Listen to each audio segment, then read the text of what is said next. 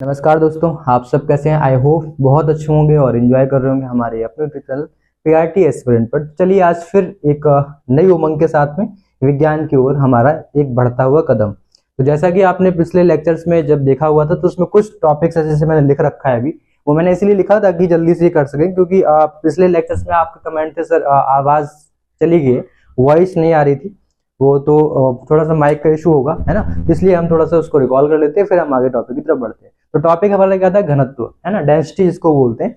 तो घनत्व आप सब जानते हो, मैंने डायग्राम बना के दिखाया है। एक बॉडी जो बनी हुई है इसमें क्या है, पार्टिकल्स जो इसके कण है वो दूर दूर है ना। मतलब जो एकांक क्षेत्रफल है या इसको आयतन मान लो, जो भी आपको समझना है, आप आयतन में देख लो या क्षेत्रफल के रूप में देख लो, तो उसमें जो कणों की संख्या है वो कम है, तो उसका घनत्व क्या हो गया, कम हो गया। और अगर आप दूसरे डायग्राम में देखते हैं तो यहाँ पर कणों की संख्या बहुत ज्यादा है, तो इसका घनत्व क्या हो गया, अधिक हो गया। तो घनत्व का मतलब होता है, मैंने नीचे लिख रखा है, एकांक क्षेत्रफल या आयतन में अणुओं की संख्या को घनत्व कहते हैं। ठीक है, तो ये बात आपको पता है। घनत्व का मतलब है कि एक पर्टिकुलर एक क्षेत्रफल है, एक आयतन है, उसमें जो अणुओं की संख्या है उसको हम कहते हैं उसका घनत्व। जैसे कि अगर आपको अपने सर का घनत्व निकालना हो, तो हमने अपने सर का छोटा सा पार्ट लिया जिसको हमने बोला 1 मिलीमीटर स्क्वायर। अगर क्षेत्रफल देख रहे हो तो अगर आयतन के रूप में देख रहे हो मतलब उसको थोड़ी सी गहराई के रूप में देख रहे हो, जहां से उसके रूट्स है, हेयर की जो जड़ें हैं वहां से अगर देखो तो आयतन आएगा। तो अगर एकांक क्षेत्रफल में देखोगे, मतलब जिसका जो क्षेत्रफल है वो एक हो, यूनिट हो, एकांक हो, उसमें बालों की संख्या देखी, तो जो बालों की संख्या है वही उसका आयतन है। आ रही बात समझ में। मतलब किसी भी सतह पर एकांक क्षेत्रफल हो या फिर उसका आयतन हो, उसमें जो अणुओं की संख्या है उसको हम क्या कह रहे हैं, उसका हम आयतन कह रहे हैं, मतलब घनत्व कह रहे हैं। ठीक है, तो घनत्व क्या हो गया, समझ गए। तो ये हमने डायग्राम एक शॉर्ट फॉर्मेट में दिखाया आपको, तो आप चाहो तो लिख सकते हो। तो मैंने आपको बोला था जो घनत्व है वो ये डिफाइन करता है कि ये क्या है, ये सॉलिड है, ये लिक्विड है, गैस है, ये ठोस है कि द्रव है कि गैस है, क्या है, ये डिफाइन करेगा। जैसे मेरे पास मार्कर है, आप देख रहे हो, तो इसके जो अणु है बहुत पास पास होंगे, इसलिए सॉलिड है, ठोस है ये, है ना। ये बोर्ड देख रहे हो, इसके जो अणु है वो बहुत पास पास होंगे, इसलिए सॉलिड है, ठोस है। अगर आप ठोस में भी देखोगे तो अगर इसके पार्टिकल देखोगे, इसके अणु देखो, दोनों के अणुओं में अंतर है। ठीक है, और दोनों के अणु कितना पास पास है ये भी अंतर होगा। लेकिन अगर आप गैस या द्रव से कंपेरिजन करो, है ना, तो वहां पे द्रव का जो अणु होंगे और इसके जो अणु, इसके अणु पास पास है, द्रव के अणु इसके अपेक्षा थोड़े दूर दूर होंगे, मतलब उसका घनत्व थोड़ा सा कम होगा इसकी अपेक्षा। और गैस के बहुत दूर दूर है तो उसका घनत्व बहुत कम होगा इन दोनों की अपेक्षा, यानी कि ठोस और द्रव की अपेक्षा। तो हमने क्या लिखा कि पदार्थ ये क्या करता है, प्रत्येक पदार्थ घनत्व भिन्न भिन्न होता है। पहली बात तो जितने भी पदार्थ है सबका घनत्व क्या होगा, सबका घनत्व अलग अलग, क्योंकि सारे अणु अलग अलग तरीके से सेट है ना। और घनत्व कर क्या रहे, किसी भी वस्तु, किसी पदार्थ की अवस्था कैसी है, उसकी ठोस अवस्था है, द्रव अवस्था है, गैस अवस्था है, ये सब डिफाइन करता है कौन, घनत्व। ठीक है, तो ये मैंने यहाँ पे लिखा हुआ है कि घनत्व क्या है, कि प्रत्येक पदार्थ का घनत्व भिन्न भिन्न होता है और घनत्व के द्वारा ही पदार्थ के ठोस, द्रव और गैस की अवस्थाओं का पता चलता है। ठीक है, पदार्थ की जो ठोस, गैस और द्रव की अवस्था है वो हम घनत्व के द्वारा पता कर सकते हैं। तो मैंने छोटा सा डायग्राम बनाया और दूसरा मैंने दो हैशटैग करके कुछ इंपॉर्टेंट पॉइंट लिखे, यानी घनत्व की परिभाषा भी आप लिख सकते हो, स्टार्टिंग में इस चीज को लिख सकते हो, एकांक क्षेत्रफल या आयतन में अणुओं की संख्या को घनत्व कहते हैं। आप चाहो तो स्टार्टिंग में लिख दो, फिर इसका पॉइंट लिख दो। इंपॉर्टेंट एक चीज और लिखी, क्या, पदार्थ के वास्तविक रूप की अवस्था, रूप से अवस्था का वर्णन कौन करता है, घनत्व करता है। मतलब अगर आपको पता करना है कि वस्तु द्रव है कि ठोस है कि गैस है, तो अगर आप एक टर्म्स उठा लो, हम पढ़ रहे थे पदार्थों के गुण, है ना, तो उसमें से अगर एक भी उठा लोगे, एक उठ क्या उठाया आपने, घनत्व को, तो उससे आप बहुत अच्छे तरीके से डिफाइन कर सकते हो, बता सकते हो कि ये हमारा क्या है, ठोस है, ये हमारा क्या है, द्रव है, ये क्या है, गैस है। आ रही बात समझ में। तो आई थिंक ये आपको इतना समझ में आ गया होगा। फटाक से आप नोट कर लो, फिर हम आगे चलते हैं। फटाक से आप नोट कर लो जल्दी से।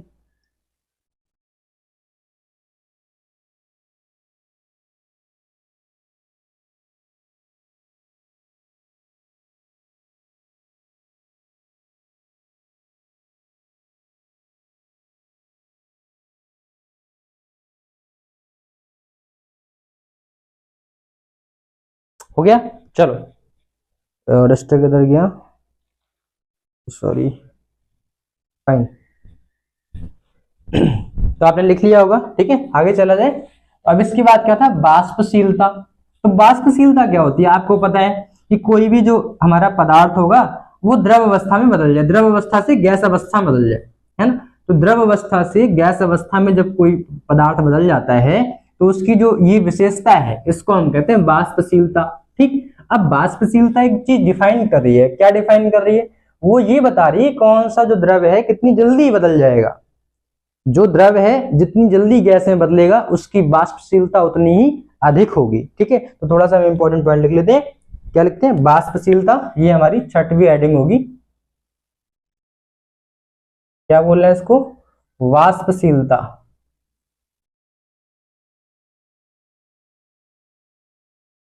ठीक है, तो वाष्पशीलता को कैसे लिखेंगे, जब कोई द्रव पदार्थ गैस अवस्था में बदल जाता है, वाष्प में बदल जाता है, पदार्थ की इस विशेषता को हम उसकी वाष्पशीलता कहते हैं।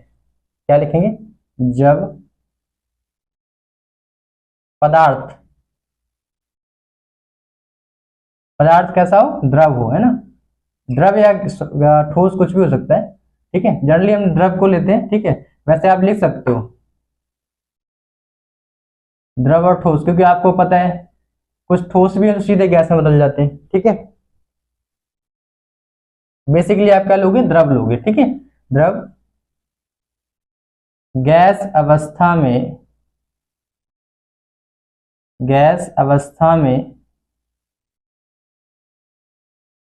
बदल जाता है,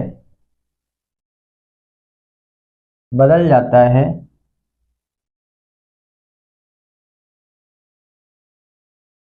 तो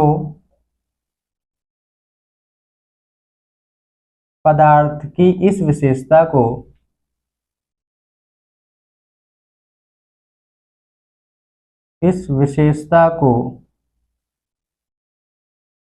ठीक है, इस विशेषता को क्या कहते हैं हम, इस विशेषता को कह रहे हैं वाष्पशीलता। विशेषता को वाष्पशीलता कहते हैं, वाष्पशीलता कहते हैं। ठीक है,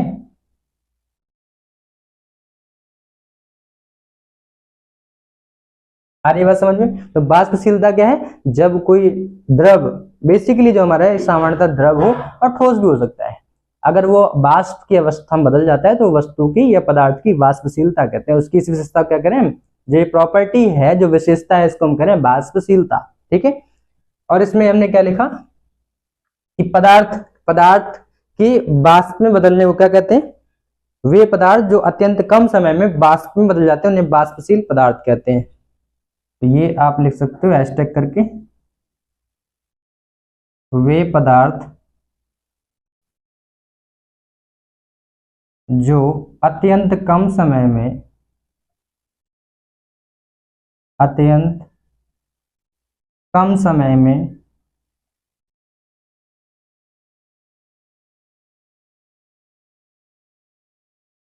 वाष्प में रूपांतरित या बदल जाते हैं, वाष्प में बदल जाते हैं,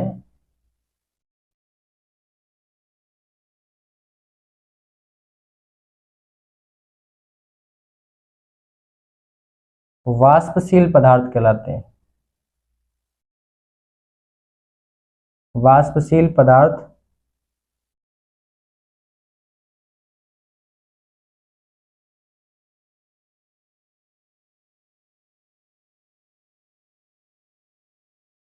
ठीक है, वाष्पशील पदार्थ कहलाते हैं। इतनी सी बात समझ में आ रही है। तो एग्जांपल्स आपके क्या क्या हो जाएंगे, एग्जांपल्स आपके हो जाएंगे, क्या क्या हो जाएंगे एग्जांपल्स, आपको पता है रियल लाइफ में आप एक चीज का यूज करते हो, क्या है, जब आप जाते हो बाहर कहीं या शादी पार्टी में कहीं भी तो आप परफ्यूम का यूज करते हो, है ना। तो उदाहरण में बेसिकली आपको याद रहेगा कि क्या लिख सकते हैं हम, परफ्यूम। ठीक है, तो परफ्यूम आप इसके एग्जाम्पल में लिख सकते हो, परफ्यूम। दूसरा, जो शादी पार्टी में गए तो एक चीज और दिखती है आपको, लोग अल्कोहलिक हो रखे होते हैं, है ना, मतलब शराब वगैरह को कंज्यूम करके रखते हैं वो लोग। तो आप इसमें अल्कोहल, अल्कोहल लिखते हैं। अब I don't know about this one कि कैसे लिखेंगे, बट ठीक है, एल्कोहल फाइन। इसका इसके बाद आप स्प्रिट जानते हो, स्प्रिट थिनर जो आता है, फाइन। और अभी सैनिटाइजर आपने यूज किया है तो उसमें अल्कोहल में रहता है, वो एग्जांपल मैंने लिख दिया। स्प्रिट के अलावा क्या क्या हो सकता है आपका? ईथर, है ना। स्प्रिट के अलावा आप लिख सकते हो ईथर आदि, इतने काफी है। क्लियर है, फाइन। तो ये आपके क्या हो गए? वाष्पशीलता होगी। कल वॉइस नहीं आ रही थी इस वजह से इसको दोबारा करा नहीं, वरना पिछले लेक्चर्स में हमने इसको कर लिया था। क्लियर है, तो आई थिंक ये आपने नोट कर लिया होगा। चलो नोट कर लो, तो मैं साइड में हो जा रहा हूँ।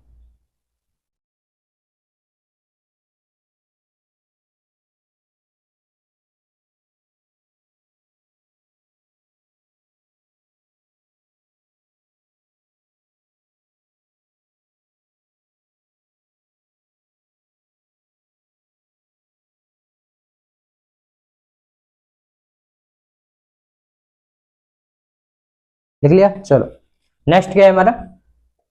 भंगुरता। ये जो पदार्थ का गुण है भंगुरता, जिसको हम ब्रिटिलिटी बोल सकते हैं, या ब्रिटल होना मतलब टूट जाना, है ना। जैसे आपने कांच देखा होगा, आप शीशा देखते हो, शीशा देखते हो, बट हाथ से छूट गया, जैसे जमीन पे गिरा वो टुकड़े टुकड़े हो जाता है ना।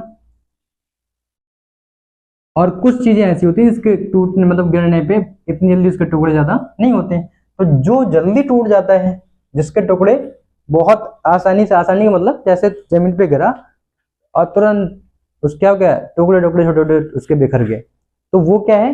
ज्यादा भंगुर है। जो जितना ज्यादा भंगुर होगा उसमें उतना ही कम बल लगाने पे क्या होगा, वो टूट के बिखर जाएगा। फाइन। तो ये 2015 में पूछा गया था ये क्वेश्चन भंगुरता का। ठीक है, तो भंगुरता 2015 में पूछा जा रहा है भाई, तो अपने आप में इंपॉर्टेंट है। ठीक है, तो भंगुरता में क्या लिखेंगे?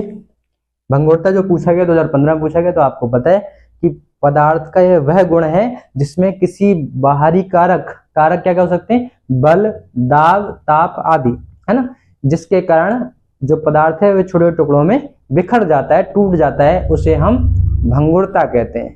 ठीक है, आ रही बात समझ में? मतलब आपने किसी पदार्थ पे छोटा सा बल लगाया, जैसे ये बोर्ड है, मैंने इस पे बल लगाया और ये टूट गया, टुकड़ों में विभाजित हो गया, टुकड़ों में बट गया, टूट गया, तो इसको हम कह रहे हैं, इस गुण को हम कह रहे हैं क्या? भंगुरता। ठीक है, और जिसमें जितनी ज्यादा भंगुरता होगी वो पदार्थ उतने ही ज्यादा भागों में टूटेगा, मतलब कम बल लगाने पे बहुत जल्दी टुकड़ों में बिखर जाएगा वो। ठीक है, जितनी ज्यादा भंगुरता होगी। तो हम इसकी पहले परिभाषा लिखेंगे, फिर इसके कुछ नोट पॉइंट को लिखेंगे। तो क्या लिखेंगे? पदार्थ, पदार्थ का वह गुण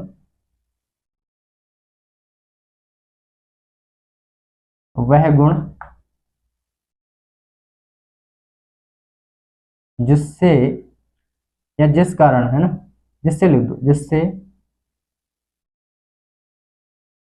पदार्थ पर बाहरी कारक, बाहरी कारक क्या क्या हो गए? बल, दाब, ताप आदि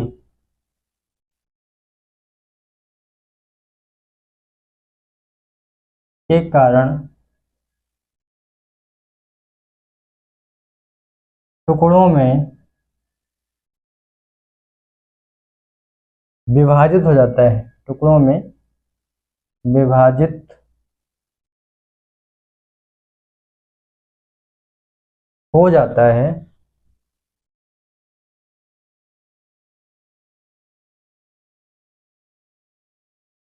भंगुरता कहलाती है, भंगुरता कहलाती है।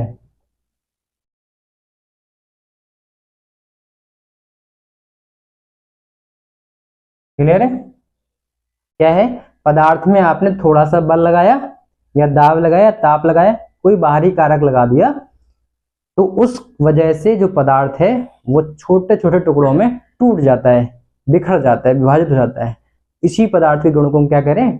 भंगुरता कह रहे हैं। ठीक है, तो छोटी सी परिभाषा हमने यहाँ पे लिख ली। ठीक है, अब इसके बाद अगर मैं बात करूं कि क्या होता है कि जिन वस्तुओं में भंगुरता का गुण अधिक होता है उन्हें हम क्या कहते हैं, भंगुर वस्तुएं कहते हैं। ठीक है, ये हमने पिछले नोट्स में लिखा था कि जिन वस्तुओं में, लिख लेते हैं, जिन वस्तुओं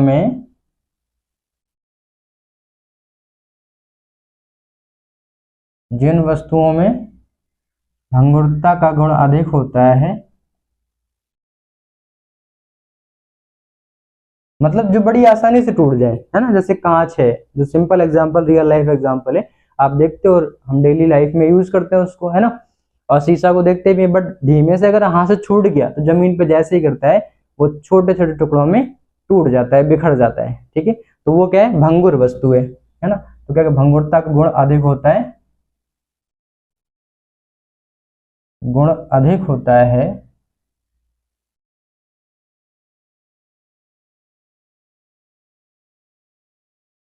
उन्हें भंगुर वस्तुएं कहते हैं, उन्हें भंगुर वस्तुएं कहते हैं। अच्छा, एक चीज तो आपको समझ में आ रही होगी, वस्तुएं कहते हैं, सॉरी, ये किस में लगेगा, जो गुण आप पढ़ रहे हो, देखो हर एक चीज, सारे गुण सभी पदार्थों के लिए नहीं है, पदार्थों में कुछ भाग है ना, ठोस, द्रव, गैस, है ना। तो ये जो गुण है किसके लिए लगेगा, आप सभी को समझ में आ रहा होगा, केवल ठोस के लिए काम करता है। ठीक है, आ रही बात समझ में, केवल किसके लिए काम करेगा, ठोस के लिए। ठीक है, उदाहरण में क्या लिखेंगे हम,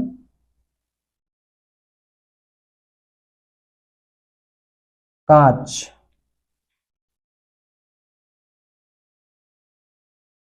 और आप क्या क्या लिख सकते हो, भंगुर वस्तुओं कौन कौन हो सकती है, आप मेटल की चीजें देखते हो, धातु की चीजें, वो भी टूट जाती हैं। ठीक है, हाँ ज्यादा बल लगाना पड़ता है पर टूट जाती हैं। लोहे की चीजें, लोहे से बनी चीजें या बनी वस्तुएं लिख दो, है ना, लोहे से बनी वस्तुएं,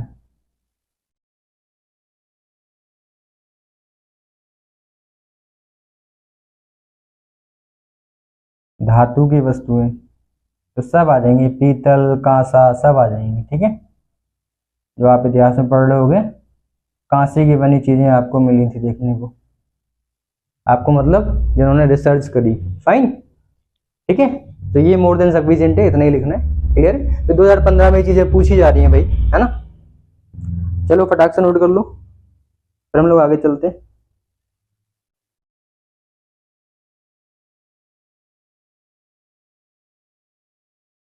क्लियर है, नोट हो गया होगा, चलो वेरी गुड, आगे चलते हैं। तो आप देख रहे हो कि एक इसके अलावा एक और विशेषता आ रही है जो मुख्य रूप से है, जिसको हम कह रहे हैं गंध, है ना। जो किसी भी कोई भी पदार्थ है उसकी एक विशेष गंध होती है, क्यों, क्योंकि जो उसका आंतरिक संरचना है उसके आधार पर, उसकी जो रासायनिक विशेषता होती है उसके आधार पर क्या होता है कि हर एक पदार्थों की विशेष गंध होती है ना। तो ये देखो, जो गंध वाला भाग है ये तीनों के लिए काम करेगा। ठीक है, स्पेशली ये जो गंध का हिस्सा है वो तब काम करता है जब जो अणु हैं, जिनमें अणु की जो दूरियां हैं, अणुओं के मध्य जो दूरी है, जिसको अंतराणविक दूरी कहते हैं, वो अधिक हो। अगर अधिक होगी तो उतना ही प्रसार अधिक होगा। तो आपको पता है गंध सबसे ज्यादा किसमें फैलती है, गैस में। आपने पूजा करी तो जो अगरबत्ती लगाई तो पूरा कमरा महक जाता है ना। तो ये जो गंध का जो गुण है वो सबसे अधिक किसमें होता है, गैस में, फिर उसके बाद द्रव में, और उसके बाद किसमें रहेगा, ठोस में। ठीक है, तो सबसे अधिक जो स्पेशली काम कर देगा, क्या करेगा, ये करेगा किसके लिए, गैस के लिए। क्लियर है, चलो लिख लेते हैं। ये 8वां पॉइंट होगा, मैंने 6 नंबर डाल रखा था, उसको आप लिख लेना, 7 नंबर था वो, फाइन, भंगुरता का 6 नंबर तो उसके पहले था। क्लियर, तो वाष्पशील तो 6 था ना। चलो 8वां नंबर क्या हो गया हमारा, गंध। ठीक है, तो जो गंध है वो क्या होगी कि प्रत्येक पदार्थ जो होते हैं ना उसमें एक विशेष प्रकार से जो बस बोल सकते हो आपकी, उसकी एक विशेष प्रकार की गंध आती है, जिससे क्या होता है उसको पहचाना जाता है। ठीक है, जैसे कि अमोनिया है, उसकी अलग गंध होती है। ठीक है, जैसे कि यूरिया है, ठीक है, यूरिक एसिड होता है, उसकी अलग गंध होती है, ठीक है। आप कभी जैसे जाते हो ना कहीं से निकले, वहां पे वॉशरूम टाइप का हो, तो वॉशरूम से अमोनिया की गंदी सी स्मेल आती है, ठीक है। तो हर एक की स्मेल अलग है, क्लोरीन की स्मेल अलग है। आपने देखा होगा जब हॉस्पिटल वगैरह में जाओ तो जब ड्रेसिंग होती है, आप किसी के चोट लग गई तो उसकी जब ड्रेसिंग होगी, तो ड्रेसिंग घाव में क्या करते हैं, क्लोरीन से साफ करते हैं। क्यों क्लोरीन से साफ इसलिए करते हैं, क्लोरीन जो घाव में अगर बैक्टीरिया है तो उसको मार देता है, तो घाव पकता नहीं है ना, तो घाव ठीक हो जाता है, इसलिए हम क्लोरीन से और हाइड्रोजन से उसकी सफाई करते हैं। तो हर एक चीज की अलग अलग गंध आती है। आप सिरप देखते हो, कफ सिरप पीते हो, ठीक है, उसमें अल्कोहल मिला रहता है, उसकी अलग गंध है। तो जो गंध है वो एक ऐसी विशेषता है जो हर एक द्रव या गैसेस की या ठोस की अगर बात करूँ, सबकी अपनी एक अलग अलग गंध होती है। तो गंध को हम गंध ही लिख सकते हैं, है ना, ठीक है। तो क्या लिखेंगे कि प्रत्येक पदार्थ में एक विशेष प्रकार की गंध को, और क्या लिख सकते हैं, गंध के टर्म से जल्दी से सोचो, बदबू बोल सकते हो, है ना, और इसके अलावा क्या लिख सकते हैं, महक बोल सकते हैं। ये देखो शोभे सर पीछे से बता रहे हैं मेरे को, है ना, महक, ठीक है। तो आप कुछ भी लिख सकते हो, ये देखो अब ये कोई विशेष, आप इसकी परिभाषा तो बन नहीं सकती, समझ रहे हो ना, ये एक विशेषता है, गुण है, तो हमें बनानी है, ठीक है। तो हम इसको कैसे लिखेंगे कि प्रत्येक पदार्थ, प्रत्येक पदार्थ की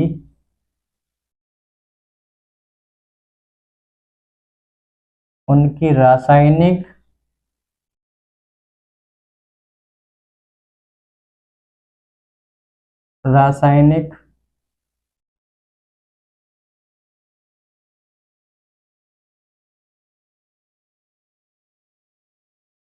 संरचना के कारण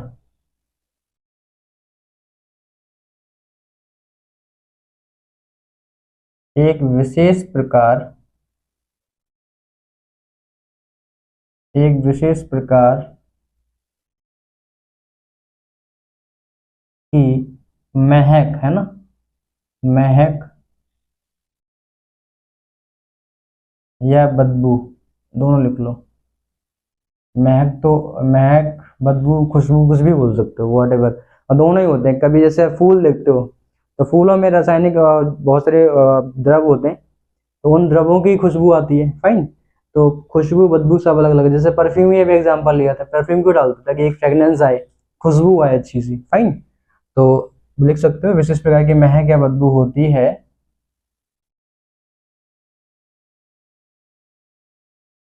जिसे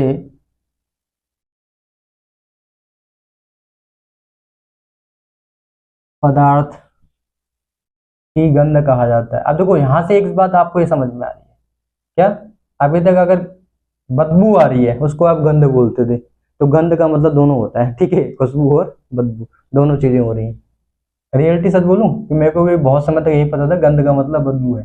कहते नहीं कि जब क्या गंध मचा रखी है, तो जब एकदम गंदी सी कोई बदबू आती है उसको बोलते हैं गंध, है ना।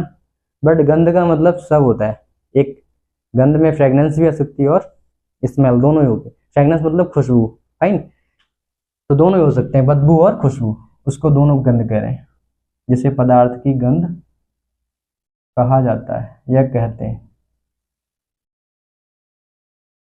ठीक है। ये हमारी इसकी परिभाषा हो गई, ठीक है। तो उदाहरण के तौर पे क्या लिख देंगे, बहुत सारे ढेरों एग्जाम्पल है, अभी आपने देखा, ठीक है। तो चाहो तो इसमें एक एग्जाम्पल, अभी एग्जाम्पल लिख लें, इसके बाद हम एक चीज लिख लेंगे, वो भी हम लोग नोट्स बना के बता देंगे, क्या,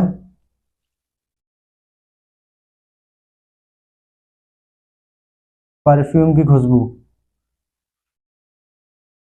क्योंकि आजकल तो आप बिना इसके चलते ही नहीं हो, परफ्यूम और पाउडर भी लगाते हो इसीलिए, है ना।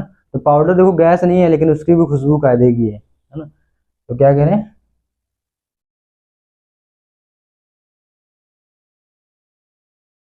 पाउडर की गंध, और क्या हो जाएगा, विभिन्न गैसों की गंध, विभिन्न गैसों की गंध, जैसे कि अमोनिया, क्लोरीन आदि, अमोनिया, क्लोरीन,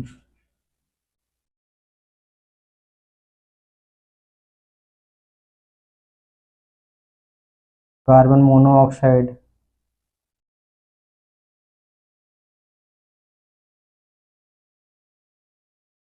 मोनोऑक्साइड,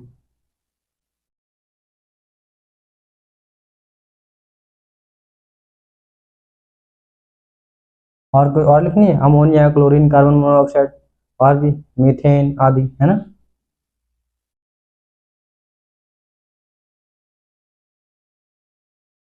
ठीक है, आई थिंक ये ठीक ठाक एग्जाम्पल हो गए हमारे जो हम लिख सकते हैं। अब पता है आपको बहुत सारे हैं, ठीक है, बहुत सारे आप लिख सकते हो।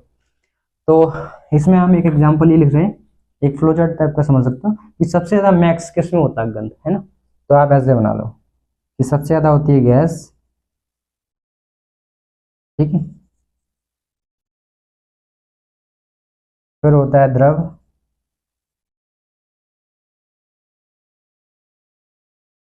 फिर होता है गैस, सॉरी गैस तो लिख लिया ना, ठोस,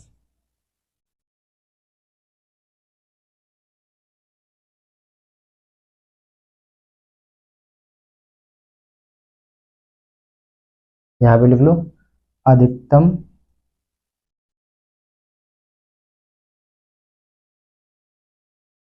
न्यूनतम,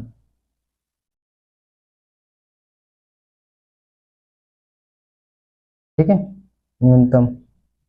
आ रही बात समझ में? क्या है? यहाँ पे लिख लो गंध।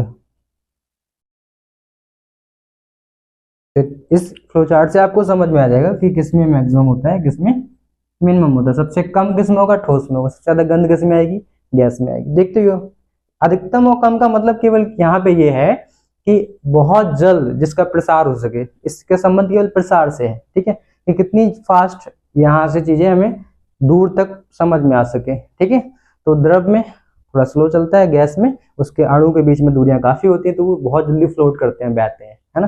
तो बड़ी आसानी से पूरे कमरे में एक अगरबत्ती की महक, अच्छा एक एग्जाम्पल तो लिखा ही नहीं है हम लोगों ने, अगरबत्ती की महक, तो लिख लेना आप यहाँ पे अगरबत्ती, ठीक है। तो अगरबत्ती की महक आप प्रॉपर लिख लेना। सबसे इम्पोर्टेंट, अगरबत्ती धूप बत्ती लगा रहे हो भगवान जी के सामने, है ना, दैट्स इंपॉर्टेंट, फाइन। चलो, तो लिख लिया, फटाक से आप लिख लो, मैं साइड में हूँ भी। इसके बाद आगे हम लोग चले, लिख लिया होगा। तो इस चीज को आप अगर याद रखोगे तो आई थिंक ये चीज आपको याद रहेगी, फाइन, समझ गए। चलो, तो इसके बाद हम लिखेंगे एक और टॉपिक आ रहा है जिसको हम कह रहे हैं क्या? ज्वलनशीलता। क्या होगा? ज्वलनशीलता। ये भी एक पदार्थ का बहुत अहम, बहुत महत्वपूर्ण बिंदु है कि ज्वलनशीलता क्या होती है भाई, इसको भी देख लेते हैं, है ना। चलो हेडिंग डालते हैं ज्वलनशीलता, ठीक है। तो ये हमारी हेडिंग कौन सी होने वाली है? नवी हेडिंग होने जा रही है। 8 हो गए, अब नवा हमारा, हम इसको लिखने जा रहे हैं ज्वलनशीलता। ज्वलनशीलता, ठीक है। चलो जल्दी से बताओ मेरे को, क्या ज्वलनशीलता, ये होता क्या है? ज्वलनशीलता का मतलब क्या है? जैसे कोई भी पदार्थ है, मान लिया कि मेरे पास डस्टर है, ठीक है। अब अगर मैंने आग जलाई, कहीं भी आग है, और अगर थोड़ा सा मैं पास लेके उसने तुरंत आग पकड़ ली, ठीक है। आग पकड़ने का मतलब बड़ी जल्दी अट्रैक्ट हो गया, इसमें थोड़ी सी हीट आई तुरंत जलने लगा ये। तो ये बहुत अधिक ज्वलनशील पदार्थ है, ठीक है। और जो ये पदार्थ गुण है, जिस वजह से इसने आग को कैच किया, मतलब कैच करने का मतलब ना कि हाथ निकाल के कैच कर लेगा, कैच करने का मतलब यहाँ पे ये पकड़ने का मतलब ये है कि उसमें बहुत जल्दी उसको हीट बढ़ने लगती है, उस पदार्थ की बहुत जो ऊष्मा है बड़ी तेजी से इनहेंस करने लगती है, ग्रोथ करने लगती है, बढ़ने लगती है। उस वजह से वो जो पदार्थ होता है जलने लगता है, ठीक है। तो ये पदार्थ का ज्वलनशील गुण होता है, मतलब किसी पदार्थ का खुद में जलना, कितनी जल्दी वो जल जाए, कितनी जल्दी ऊष्मा की बढ़ोतरी करे, इसको हम कहते हैं ज्वलनशीलता। और जो पदार्थ जितनी जल्दी जल जाएगा आग के संपर्क में आने पे, उसको कहते हैं उतना ही वो ज्वलनशील पदार्थ है। जैसे फॉर एग्जांपल, आप, मैंने डस्टर का एग्जांपल लिया, ठीक है, और मैंने क्या किया, एक तरफ पेट्रोल ले लिया, तो आप सभी को पता है कौन जल्दी आग पकड़ेगा? डस्टर या मार्कर या कुछ भी पकड़ा, बोर्ड पकड़ रखा है, बोर्ड है, डस्टर है, मार्कर, ये जल्दी आग पकड़ेगा या पेट्रोल? तो आप सब कहोगे सर पेट्रोल, क्योंकि पेट्रोल अधिक ज्वलनशील पदार्थ है। ठीक है, तो ज्वलनशीलता में हम क्या लिखेंगे? ज्वलनशीलता का मतलब है कि आप इसकी परिभाषा क्या बनाओगे कि पदार्थ का वह गुण जिससे वह आग को पकड़ लेता है या उसमें ऊष्मा की बढ़ोतरी होती है, उसे हम ज्वलनशीलता कहते हैं। और वे पदार्थ जो आग को बहुत जल्दी पकड़ लेते हैं उसे हम ज्वलनशील, अत्यधिक ज्वलनशील पदार्थ कहते हैं। तो आई थिंक ये बहुत समझने की बात नहीं, केवल आपको पता है, केवल रिकॉलिंग कर रहे हैं हम यहाँ पे एक बार, है ना, ताकि हमें चीजें अगर पूछी जाए तो हम इसको कर सकें। फाइन, चलो तो हम क्या लिखेंगे? पदार्थ का वह गुण, पदार्थ का वह गुण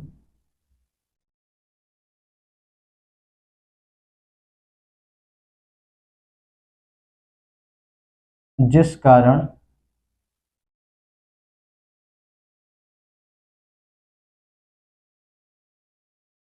पदार्थ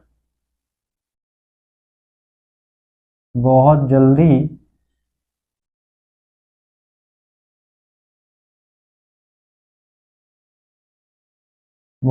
आग पकड़ लेता है,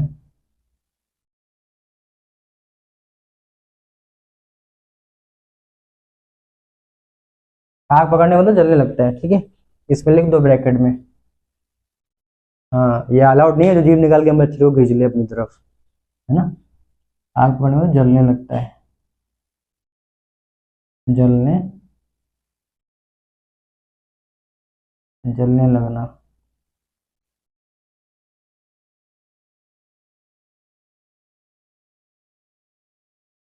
पदार्थ का वह गुण जिस कारण से पदार्थ बहुत जल्दी आग पकड़ लेता है या जलने लगता है, या पदार्थ में ऊष्मा की मात्रा अधिक हो जाती है। पदार्थ में ऊष्मा की मात्रा, ऊष्मा की मात्रा बहुत अधिक तेजी से, बहुत अधिक तेजी से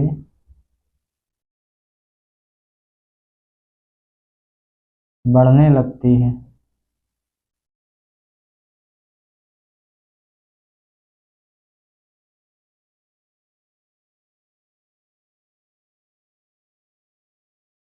पदार्थ की ज्वलनशीलता कहलाती है, पदार्थ की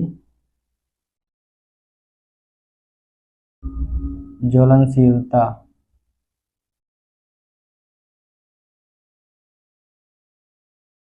कहलाती है।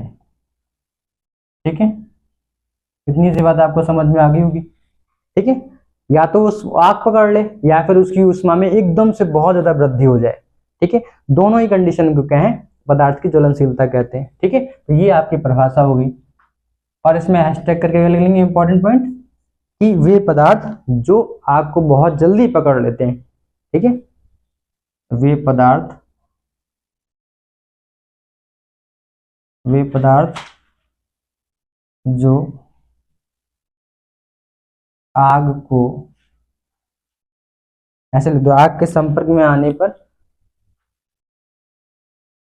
आग के, जो आग के संपर्क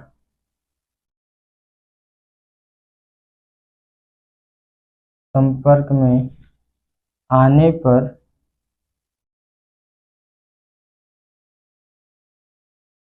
बहुत जल्द, है ना, अत्यधिक तीव्र गति से, अत्यधिक तीव्र गति से जलने लगते हैं, तीव्र गति से जलने लगते हैं।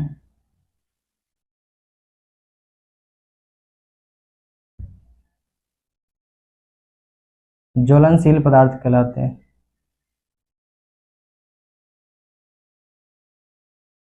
ज्वलनशील पदार्थ कहलाते हैं।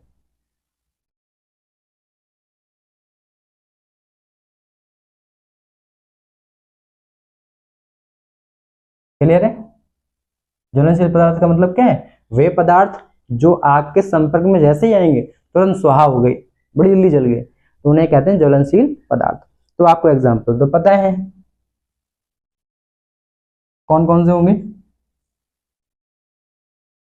अच्छा, ये वाला जो गुण है ज्वलनशीलता का, ये आप प्रॉपर डिफाइन नहीं कर सकते कि सबसे ज्यादा किसमें, बट अगर आप एक नॉर्मल एक सामान्यता देखो तो गैस में अधिक, फिर द्रव में, फिर ठोस में, नॉर्मल सामान्यता।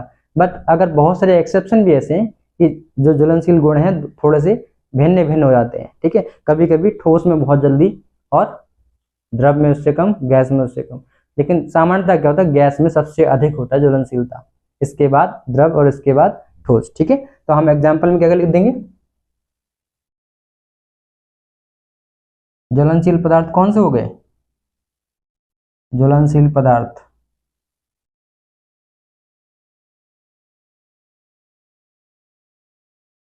क्या क्या हुए, पेट्रोल, पेट्रोलियम पदार्थ लिख दो सीधा, तो उसमें सब आ जाएंगे, ठीक है। पेट्रोलियम पदार्थ, पेट्रोल, डीजल, सीएनजी, वॉटेवर, सब कुछ आ गया उसमें, ठीक है। पेट्रोलियम पदार्थ, और क्या क्या हो जाएगा, ईथर आपका हो गया, ठीक है। इवन अल्कोहल भी है, अल्कोहल लिखो ना लिखो कोई दिक्कत नहीं, ठीक है। अल्कोहल भी वैसे है ज्वलनशील पदार्थ, ठीक है। इतनी काफी है। पेट्रोलियम पदार्थ में आप पेट्रोलियम पदार्थ ना लिख करके आप लिख सकते हो क्या क्या, पेट्रोल, डीजल, वॉटेवर, है ना। पेट्रोल, डीजल, केरोसिन ऑयल,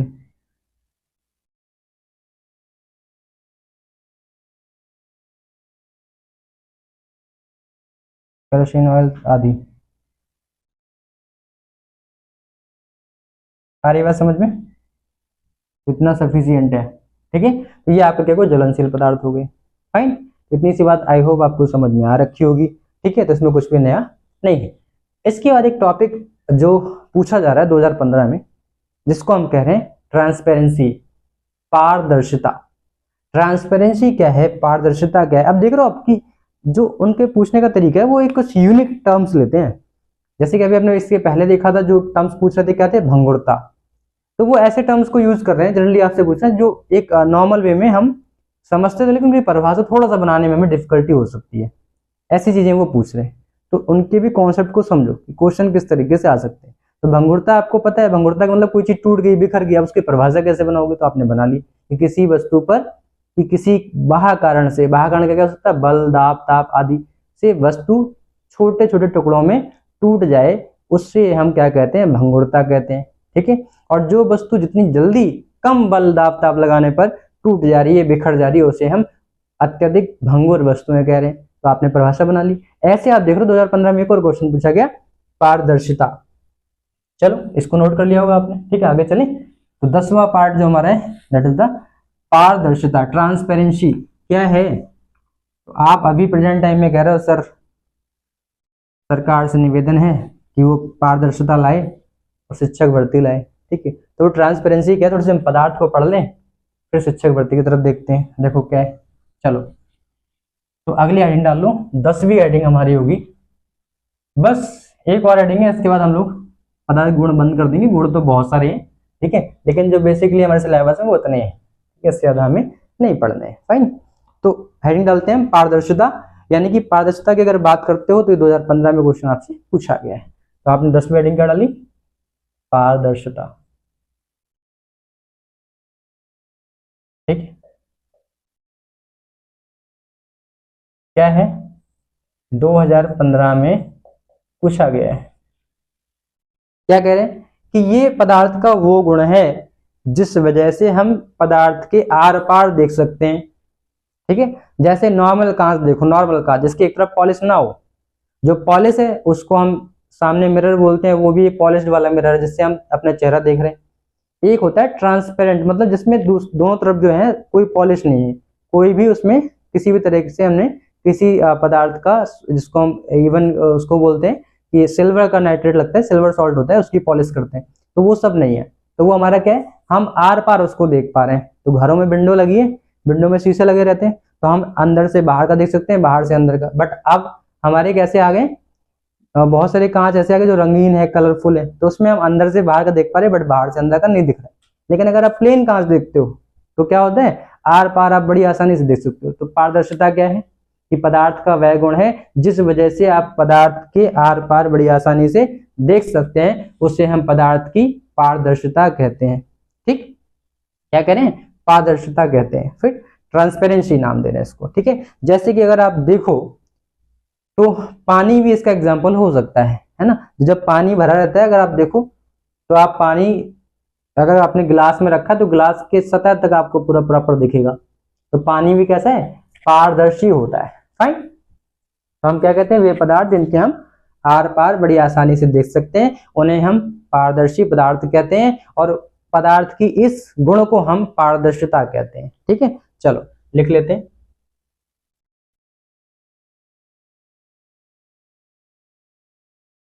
पदार्थ का वह गुण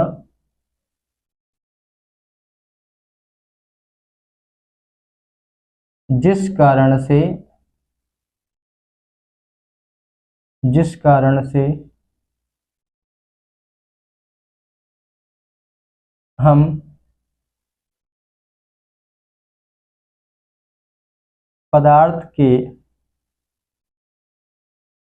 पदार्थ के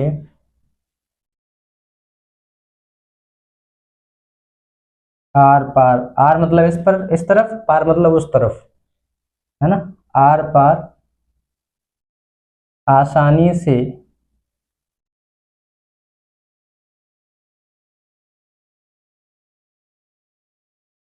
देख सकें, आसानी से देख सकें, पारदर्शिता कहलाती, पारदर्शिता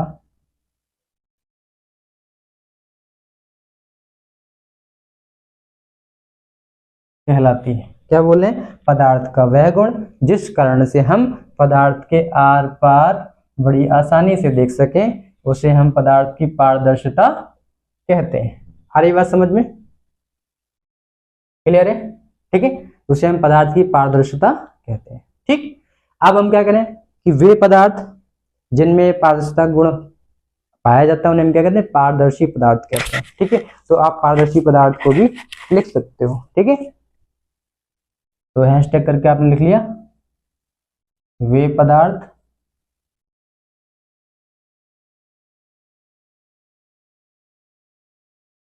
जिनमें आर पार देखा जा सकता है, देखा जा सकता है,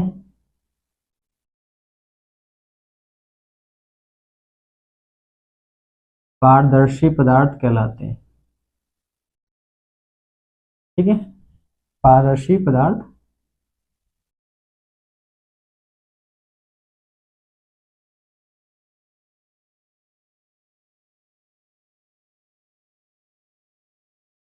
उदाहरण के तौर पे क्या क्या हुए जल्दी बताओ। उदाहरण पे लिखोगे आप पानी और कांच। क्या लिखा, पानी कांच। इवन जो आप देखते हो ये अल्कोहल वगैरह होता है, इसको भी पारदर्शी होता है ये। ठीक है, इतना सफिशियंट है।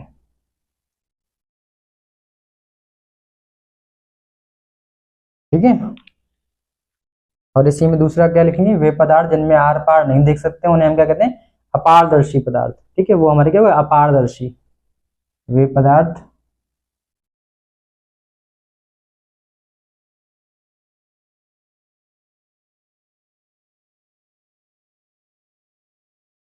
जिनमें, वे पदार्थ जिनमें आर पार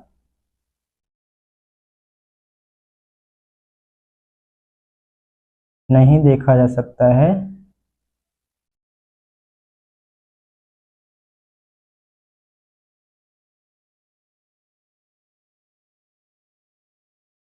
अपारदर्शी पदार्थ कहलाते हैं। अपारदर्शी पदार्थ।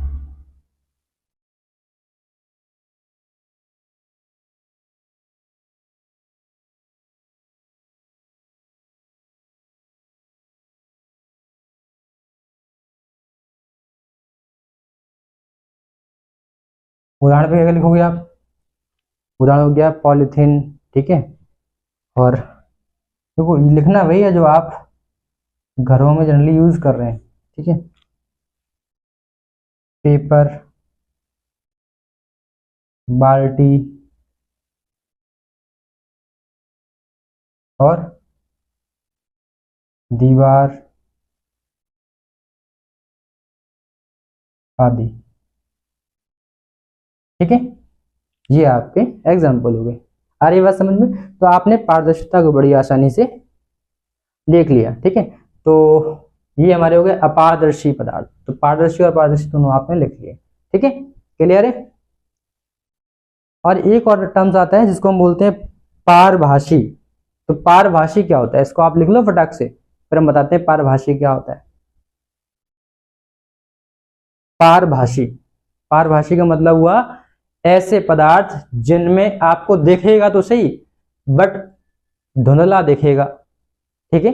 उन्हें हम कहते हैं पारभाषी। जैसे कागज में अगर तेल लगा दो तो आपको थोड़ा सा आर पार दिखने लगता है बट वो धुंधला दिखता है, तो उसको हम कहते हैं पारभाषी, ठीक है। आ रही बात समझ में? जो पॉलीथीन है आपकी, उससे भी आपको दिखता है, वो क्या है, हमारी पारभाषी है, ठीक है। क्लियर है? चलो, तो आपने लिख लिया। यहाँ पे एक हैशटैग करके और लिख लो, तो मैं नीचे लिख दे रहा हूँ, दिख जाएगा आपको। तो वैसे जरा बताओ, दिख रहा है नीचे? यहाँ तक आ रहा होगा ना? ठीक है। चलो देखो क्या है, वे पदार्थ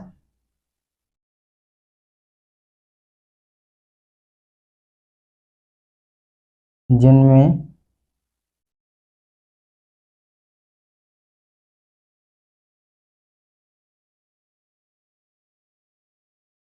आर पार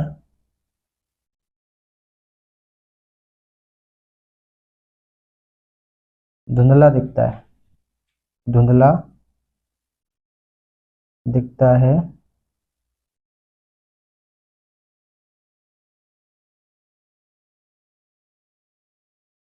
उन्हें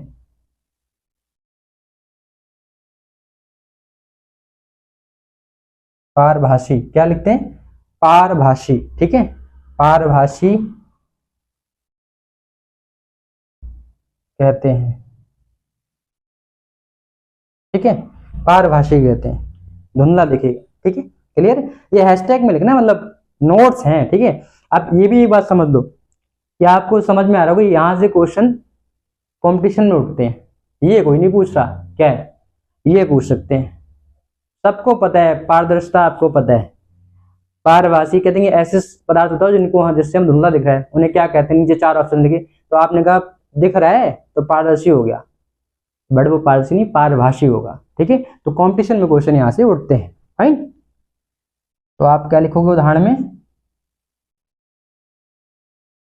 तेल लगा हुआ कागज, है ना।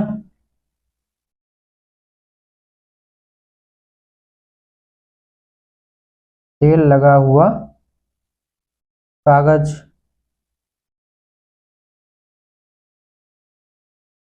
और क्या लिख सकते हो? आपकी पॉलीथीन हो गई,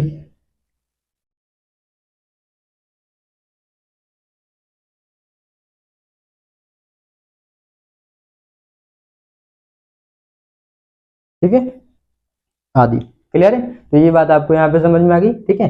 इसके बाद एक लास्ट टॉपिक और कर लेते हैं, फिर उसको हम क्लास को यहीं पे रोकते हैं, कल हम लोग इसके बाद आगे करेंगे। तो ये आपने नोट कर लिया होगा, ठीक है, नोट कर लो। और इसके बाद हम लोग 11वीं हेडिंग डालने वाले हैं, क्या है 11वीं हेडिंग की? कुछ पदार्थ क्या होते हैं, चुंबक के लिए क्या होते हैं, अनुग्रहित हो जाते हैं, मतलब उनमें चुंबकीय गुण आते हैं। जैसे कि लोहा है, अगर चुंबक को रखा पास में तो लोहा उसकी तरफ खींचा चला जाएगा, ठीक है। तो चुंबक के लिए अनुग्रहित, या लिख सकते हो चुंबकीय गुण, ऐसे लिख दो, ठीक है, चुंबकीय गुण। तो 11वीं हेडिंग हो जाएगा, इसको लिखेंगे एक्स आई,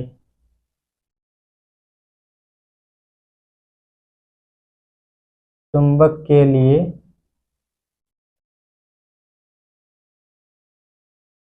अनुग्रहित या अनुक्रिया, कुछ भी लिख दो, अनुग्रहित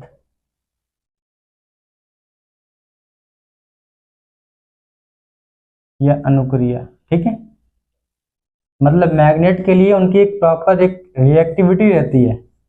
ठीक है, वो क्या रहेगी, तुम क्या लिख रहे हैं, वे पदार्थ जो चुंबक के प्रति आकर्षित हो जाते हैं उन्हें हम चुंबक के लिए अनुग्रहित या अनुक्रियत पदार्थ कहते हैं। ठीक है, तो हम क्या लिखेंगे, वे पदार्थ चुंबक की ओर आकर्षित हो जाते हैं उन्हें हम चुंबक के लिए अनुग्रहित पदार्थ कहते हैं या चुंबकीय पदार्थ भी कहते हैं।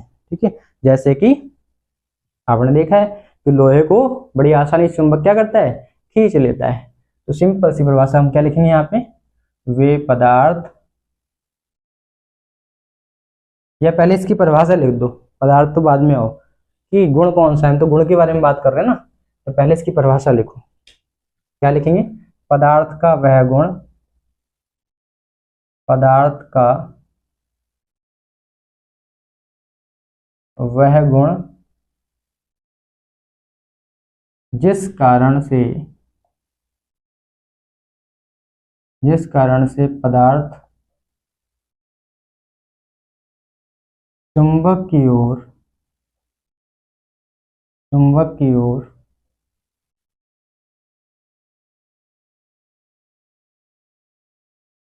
आकर्षित हो जाता है,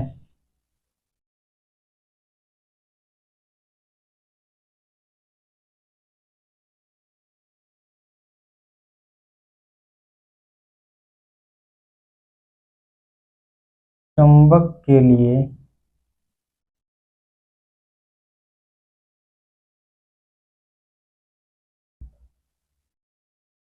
अनुग्रहित या अनुक्रिया का गुण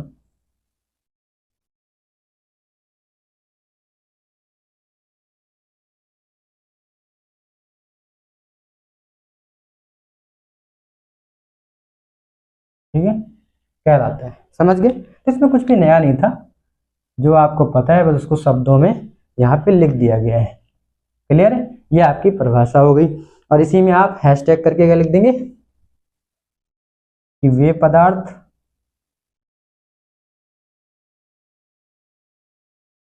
जो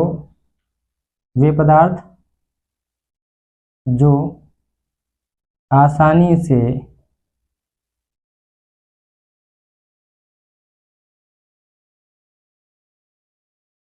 से चुंबक की ओर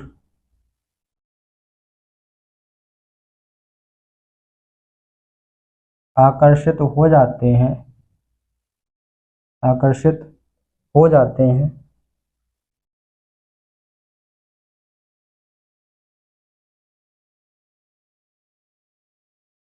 उन्हें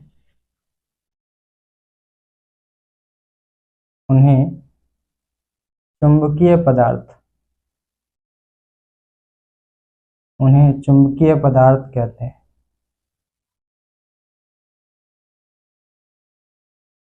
ठीक है, या चुंबक के लिए अनुग्रहित पदार्थ कहते हैं, एक ही बात है।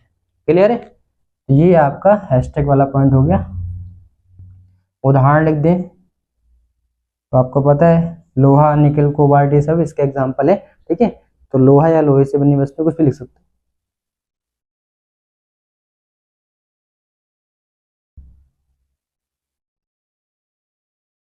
ठीक है, कितनी सी बात आपको समझ में आ रही है। ठीक है, तो आई होप आपको ये चीजें क्लियर हो गई होंगी। और इसमें कुछ भी ऐसा नया नहीं था जो हम लोग नहीं जानते हैं या फिर अभी जान गए, ऐसा कुछ नहीं था, हमें पहले से पता था, बट थोड़ा सा रिकॉलिंग करना था। तो ये सब हमारे पदार्थों के गुण थे जो हमने अभी 11 गुणों को पढ़ा कल और आज, जो पिछला लेक्चर था, जो आज का लेक्चर।